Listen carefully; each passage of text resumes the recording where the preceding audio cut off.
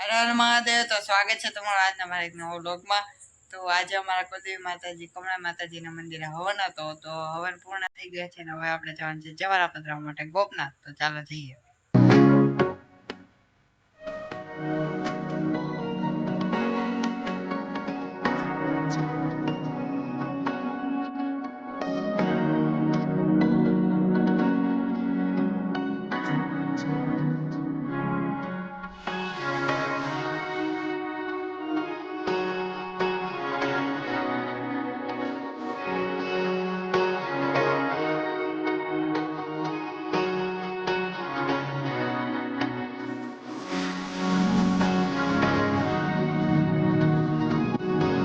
તો ફાઇનલી આપણે ગોપનાથ પહોંચી ગયા છીએ અને હવે મહાદેવના દર્શન કરી લઈએ.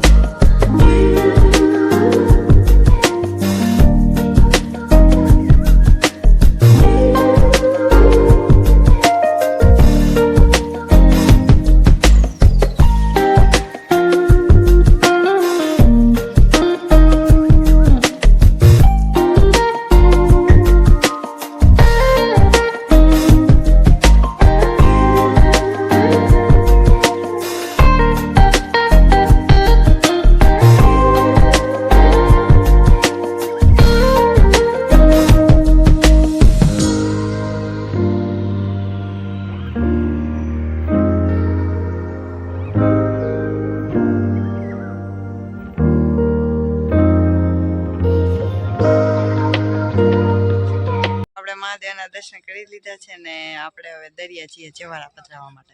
આમ જો દરિયા જતા અહીંયા વચમાં ઘણી બધી દુકાનો આવે છે જ્યાં નાસ્તો અને ઠંડુ પીણું બધું મળી રહે છે.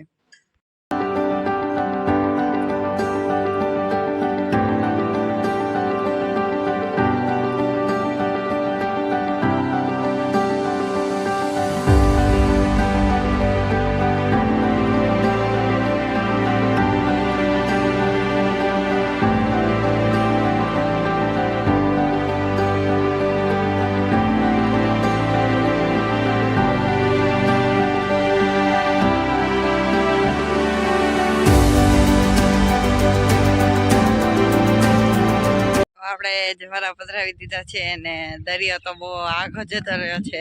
જુઓ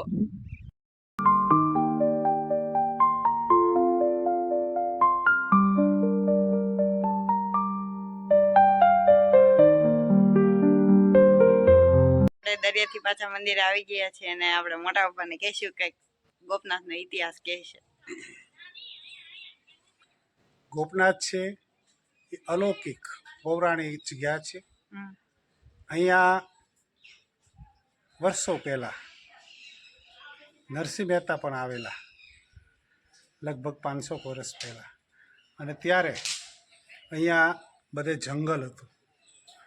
પછી શિવજીને નરસિંહ મહેતાએ ભક્તિ કરી, પ્રસન્ન કર્યા. ભોળાનાથ પ્રસન્ન થયા એટલે કીધું માગ નરસિંહ માગ. ત્યારે નરસિંહ મહેતાએ એટલું કીધું કે ભાઈ પ્રભુ તમે મેળા મારા માટે ઘણું છે, પણ કે છતાંય તું કાંઈક માગ. તો કે તો તમને જે વાલું હોય, તો કે મને વાલા વિષ્ણુ, તો મને રાસલીલા બતાવો. નરસિંહ મહેતાએ ભોળાનાથને કીધું કાંઈ વાંધો નહીં. પ્રભુએ રાસલીલા બતાવી, હાથમાં મશાલ આપી. મશાલને અંજવાળે નરસિંહ મહેતા તલ્લીન થઈ ગયા અને પોતે રાસલીલા જુએ છે.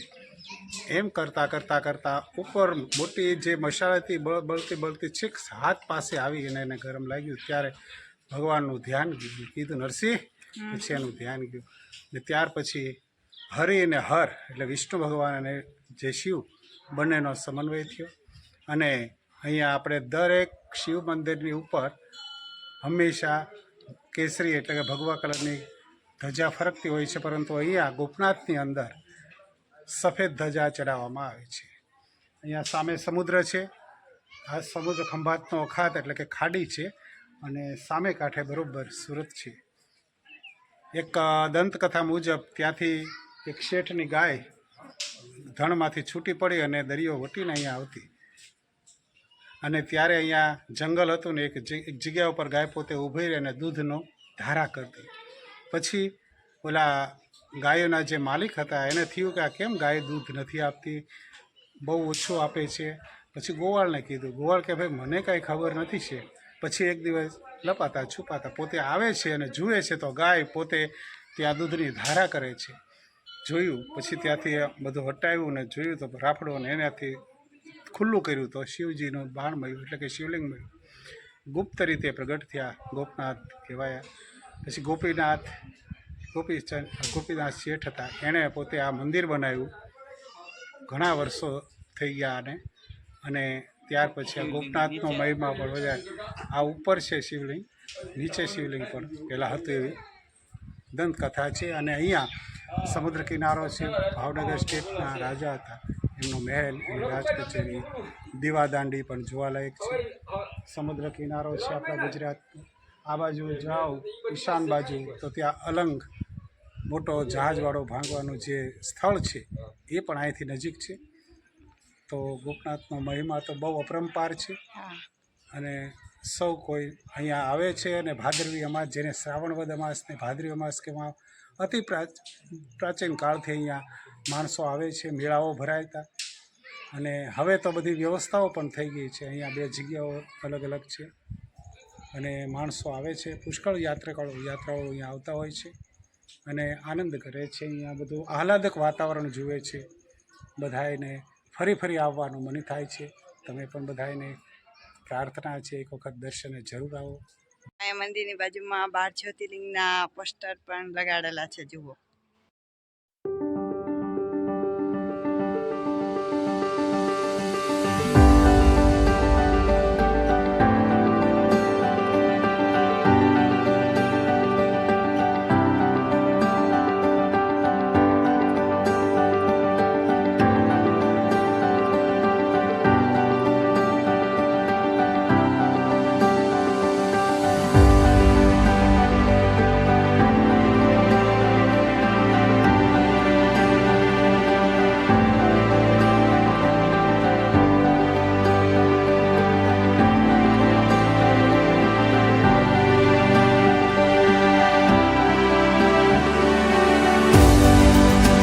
મહાદેવનો ઇતિહાસ કંઈક આવો હતો જે મારા મોટા પપ્પાએ કહ્યો છે.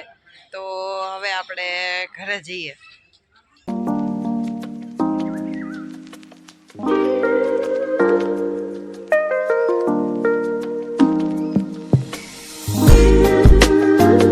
તો આપણે હવે ઘરે પહોંચી ગયા છીએ અને તમને મારો આ બ્લોગ ગમ્યો હોય તો તેને લાઈક કરી દેજો, શેર કરી દેજો અને સબસ્ક્રાઈબ કરવાનું ભૂલતા નહીં. મળીએ નવા વિડીયો સાથે. ત્યાં સુધી બધાને જય માતાજી.